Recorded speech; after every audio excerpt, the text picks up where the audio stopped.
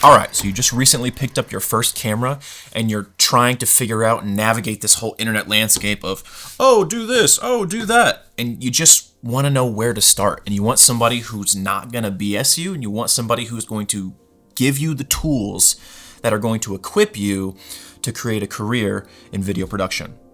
That's me. My name is Hayden Cornfloss, and I'm an in-house video producer for an 8-figure national brand. And today we're going to talk about the top 5 things that I wish somebody would have told me whenever I first picked up a camera and started this video production journey. Number 1, be absolutely obsessed with getting better at video creation. Whenever I first started video creation, I started a YouTube channel. And it wasn't a video creation channel. It was mainly about me learning how to play guitar and sing at the same time. I know. It sounds kind of wild, but it eventually turned into me getting more obsessed with the video side of everything. So it turned out fine. But there was a point in time whenever I did daily vlogs for like 50 days in a row. I think it was 49, but who's counting? 49 days in a row, I would bring my camera around with me every single day, sometimes to class. I was in college at the time, and I was annoyingly obsessed with getting better at video creation just for the fun of it. I wasn't even worried about how am I going to strategically work this into a business? I had that in the back of my mind, but at the time I was just having so much fun. And I was so obsessed with making my videos look kind of a specific way and getting better at the thing because I was just having so much fun with it that it was almost annoying to the people around me. I can almost guarantee that a lot of my friends were they would look at me, and sometimes I could tell. Sometimes they were like looking at me like, oh, this guy's kind of insane. He's holding the camera right now in a public space and he's vlogging. It's kind of goofy, but that is the price we pay to be able to get extraordinarily good at something. You have to be obsessed with it for a certain amount of time. I mean, ideally, you'd like to be obsessed with it forever, but at the same time, that's not always possible. And that part's okay. But whenever you pick up your camera for the first time, be obsessed with it. Just create for fun. Create every single day. Bring your camera everywhere you go. Always have that thing on you. Be ready to press record. Try out something new. Try out a new angle on you're going to pick up the mail. It's like, oh, I'm going to film the mailbox.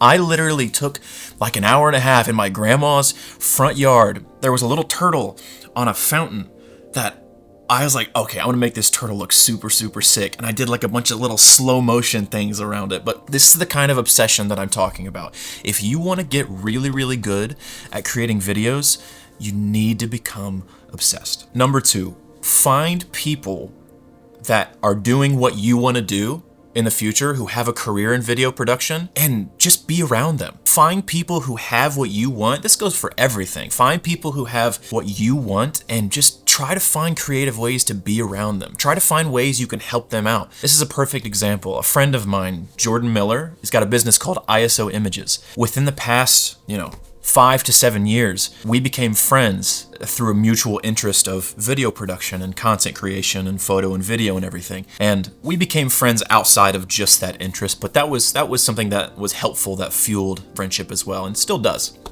But at the same time, Jordan has been extraordinarily generous in his approach to him acknowledging that he has a business that some people would look at and be like, oh wow, that's such a cool thing. I would like to learn how to do that. At the time, whenever I first met Jordan, I didn't have a business. He had a business. I saw what he had, and he was generous enough to allow me to hang out and allow me to be around and pour into me. He's been more than generous, and I'm extraordinarily grateful for it. And he was at a point in his life where he was more than happy to pour into me, and because of that, and because I submitted to learning to what he was able to teach me, I was able to excel at a rate that I would not have been able to excel at had I not had the friendship with Jordan that I had. So overall, the point is, if you find somebody that has a video production business or something that you want, in this case it's a video production business, they have that, you acknowledge it. If you can get around them and humble yourself and learn from them and just be a sponge when you're around them and help them out in whatever way you can, it will accelerate the amount of time it takes for you to get from point A to point B. You will be shocked at how much faster you'll get from point A to point B compared to if you didn't have that person and that relationship in your life. Now, obviously you shouldn't be friends with a person just because you want to get something from them. That is absolutely not what I'm saying. But you should be humble enough to acknowledge that having somebody around you that has something that you want, no matter if it's fitness, they have a certain skill that you want, they have a marriage that, wow, they have an amazing marriage, I want my marriage to be like that. In this case, it's video production. Find somebody who has that, has what you want, and just find ways to bring them value, to be around them, and to learn from them. This will help you get from point A to point B much faster than I did. Number 3. This one kind of goes with number 2, but it's be humble. You don't know everything. Whenever you're around people, let's say you find somebody that has that video production business that you really, really want and you aspire to. Acknowledge that you want that thing and then understand that you don't know everything. Just shut up and listen. It's okay to humble yourself and understand and acknowledge that that person has something that you want and you don't have that thing. So just listen. Listen and be willing to execute. That is the most important thing. There's nothing more frustrating to a mentor when a mentee doesn't execute on the things that the mentor is teaching the mentee. The mentor is not going to give you the time of day because it's not a mentor-mentee relationship. It's like a brother-sister relationship. We argue with our brothers and sisters. I only have brothers. I would argue with my brothers thinking they're, goofballs, and whenever we were younger, we would like fight and everything like that. You'd never listen to each other, even though my older brother probably knew what he was talking about in a lot of different scenarios that I didn't have experience in. But the point is, humble yourself. Whenever you think something's not going to work, give it a second look and humble yourself and listen to what that person has to say and at least execute on the thing. And if it doesn't work, that's fine. Take it with a grain of salt. But you need to understand that people know things that you don't know. And that's okay. And that is the entire process of learning. Number 4, take risks. You're early on in this process. It's okay to take risks. You don't have a lot to lose. Whenever I was early on in my video production career, I was booking one of my first few weddings, and I had a conversation with a potential customer over text, and it was the mother of the bride of who I was shooting a wedding film for. And it was my first real wedding. And I had my package all typed up. She had asked for prices, and I was sitting here, no joke, for 15 minutes in a cold sweat because I had a $3,500 price tag on this package that I had typed up in this message, and it was so silly. I was just sitting here for 15 minutes typing, and I had this whole thing calculated, and I reread it 15 times. I was so worried that whenever I sent a $3,500 quote for a wedding film, that I was going to get laughed at. You want to know what happened? They sent me a message back within 10 minutes saying, "Sounds great." I kicked myself afterwards because I probably could have charged more. But at the same time, you can't... When you're in a place where you're early on in your video production journey, you can't psych yourself out too much. If you're in a situation where you think you're going to get laughed out of a room, or you think you're going to get looked at some type of way for maybe sending a quote, or bringing your camera around and vlogging and getting better at your craft, you have to be willing to take risks, because odds are the risk that you think you're taking is not even a risk at all. It's just you're being exposed to a situation that you've never been in before. And if you're exposing yourself to situations you've never been in before, that means there is growth that's going to be happening. And ultimately, in that story that I just told, the growth that happened was me realizing that I may have not been charging enough for my services. I probably could have charged $4,000 and they would have been, "Yeah, sure. Sounds great." Be willing to take risks. Don't be afraid to be a bull in a china shop early on in your video production career. Don't be afraid to bump into some walls. It's like walking through a dark room. You don't know where you're going, and if you're walking through a dark room, you're gonna bump into some walls. You don't know what this room looks like. And as you gain more experience, it's like the lights coming on. Oh, there's a little light over here. I can kind of see what's over. I can kind of see that there's a sink over there. I can kind of see that there's a table over there. And then, I have a friend who's my mentor, and they have a flashlight, so they can shine light over here where I can see better. And ultimately, you're not going to learn anything if you don't take risks. So don't be afraid to take risks. It really only pays off in a positive way. number 5, leave your ego at the door. This is something that I really struggle with now because I've achieved some sort of success. And early on in my video production journey, whenever I first picked up my camera, my ego was non-existent. I made myself look like an idiot on my videos on YouTube. And now it's like, oh, everything has to be freaking polished. The point is, you have to leave your ego at the door whenever you start something that you're new at. Gonna start off really, really bad, and that's okay. People are gonna laugh at you, and that's okay. They don't have the same vision that you have. They don't have the same whatever that you have. They don't see this goal in the end over here that you're trying to get to. They don't see the family you're trying to build. They don't see the standards you're trying to uphold in your life. They don't understand the vision that you have, and that's fine.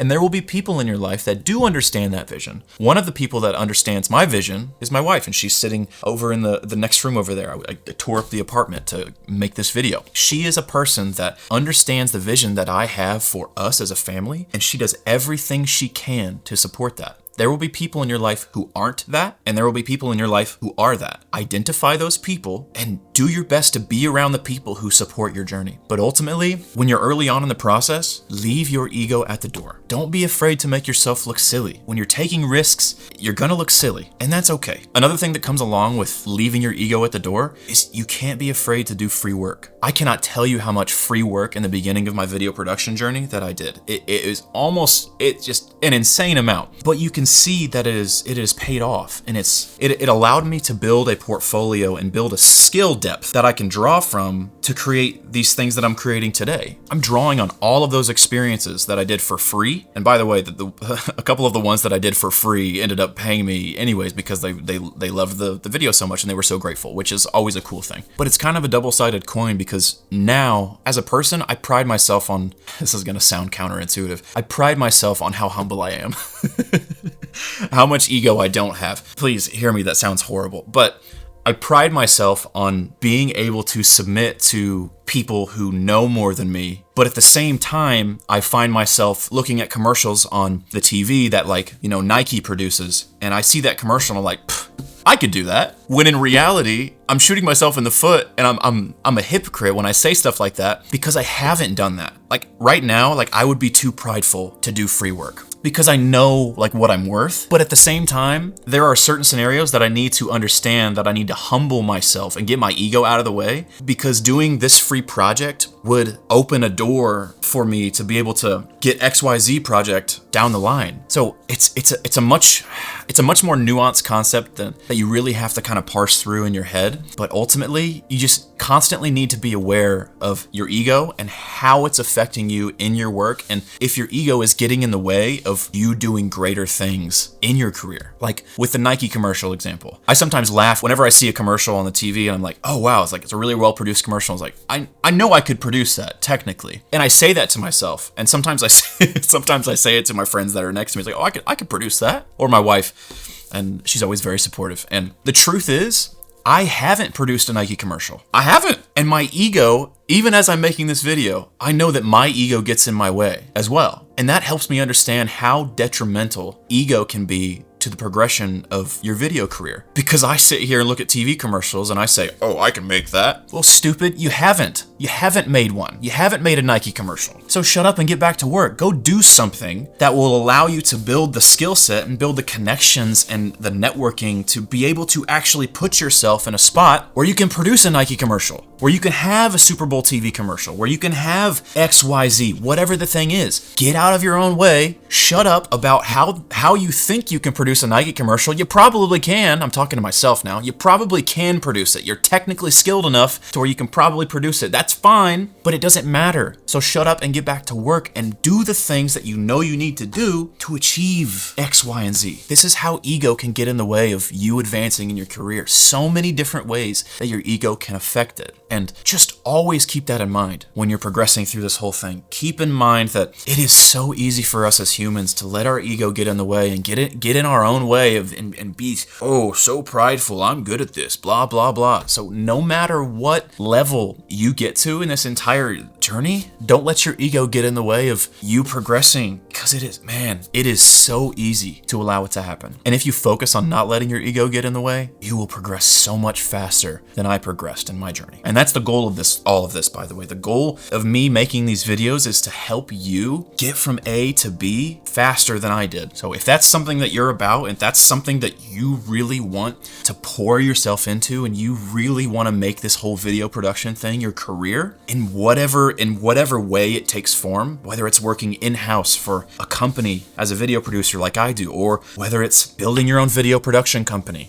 I don't have any experience to speak specifically to that. I can speak to this because I live that. Whatever form that takes, if that's something you want to do, that's what this channel's for. So hit the subscribe button if that's what you're about and you want to learn how to get from A to B as fast as humanly possible, because I am going to do my darndest to help you get there. Thank you so much for your time, and I will see you in the next video.